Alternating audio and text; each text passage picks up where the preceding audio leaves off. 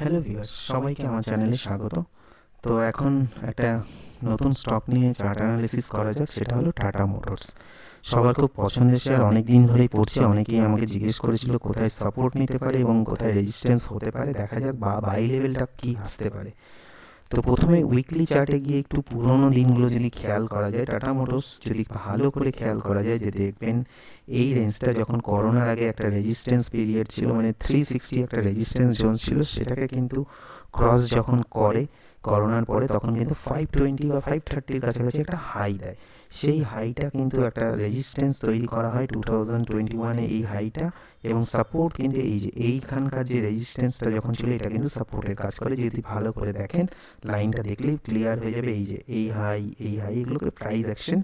তো এই হাইটাই যখন কোনো রেজিস্ট্যান্সকে ক্রস করে যায়, সেটা তখন সাপোর্টে পরিণত হয়।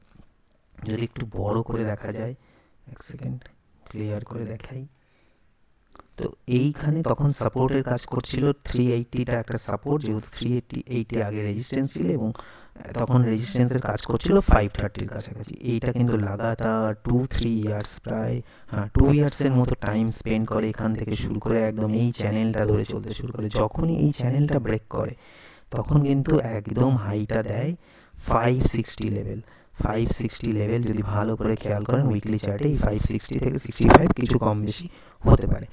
তো এই হাইটা দেয়, এই হাইটাকে কিন্তু রেজিস্ট্যান্স তখন তখন এটা তৈরি হয়। তারপরে এটা ব্রেক করলে 790 বা 800-এর কাছাকাছি, 800 একটা রেজিস্ট্যান্স তৈরি করে, দিয়ে কিন্তু চলতেই শুরু করে। এই ছিল তখন 1.5 বছরের লাগাতার জার্নি। একটা এই রেঞ্জটাকে ব্রেক করার পর একদম 540 বা 30 থেকে একদম কিন্তু 1100 প্লাস বা 1200-এর কাছাকাছি, মোটামুটি 100%-এর উপরে রিটার্ন, 120-30%-এর উপরে রিটার্ন দেয় 1 ইয়ার কিছু মাসের মধ্যে। মানে এপ্রিল যদি দেখা যায়, এপ্রিল 2023 থেকে জুলাই অগাস্ট, মানে 1 বছর 3-4 মাসের মধ্যে একটা ডাবল হয়ে যায়। তারপরে কিন্তু প্রফিট বুকিং আসে এবং শার্প ফল দেখা যায়। এখন যদি টাটা মোটরস কিনতে হয় বা কোথায় বাই লেভেল বা সাপোর্ট আসতে পারে, সেটা একটু অ্যানালিসিস করা যাক।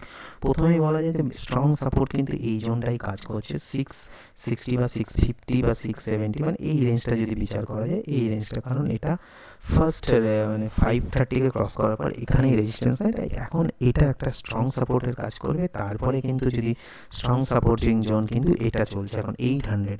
এখন দেখার বিষয় হলো 800 থেকে ওয়ান ডে চার্টে যদি আমরা যাই, এই রেঞ্জটা 804 বা 810 বা 805, এর উপরে যদি কখনো ক্লোজিং করতে শুরু করে, তখন কিন্তু 840 অবধি আমরা আরামসে চলে যাবো। 840 থেকে 850 অবধি যেতে পারি। 850-র উপরে যদি ক্রস হোল্ড করতে পারে, তাহলে কিন্তু 900 অবধি আমাদের একটা যাওয়ার, মানে চার্টের উপরে যাওয়ার চান্সেস দেখা যাচ্ছে।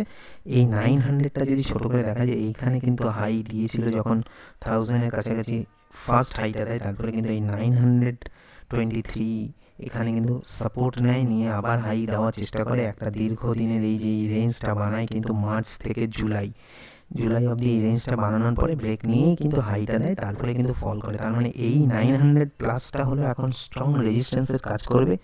এর উপরে কোনোভাবে স্টে করলেই কিন্তু আমাদের এই 1050 দরজাটা কিন্তু খুলে যাবে। এই দিকে নজর রাখুন। স্টকটা আপনাদের চার্টের মানে ওয়াচ লিস্টে রাখতে পারেন। এখানে এখন রেঞ্জ বানানো শুরু করেছে, এখানে যদি কিছুদিন কাটানোর পরে যেদিকে ব্রেক করবে, যদি উপরের দিকে যায়, তাহলে কিন্তু একটা ভালো মোমেন্টাম আসতে পারে এই স্টকে। লাগাতার ফল হয়েছে, নজরে রাখুন, ভালো সাপোর্টে আছে, ওয়াচ লিস্টে রাখতে পারেন। আর সম্পূর্ণই কিন্তু এডুকেশন পারপাস। আপনারা ইনভেস্ট করার আগে অবশ্যই ভাবনা চিন্তা করে করবেন। ধন্যবাদ।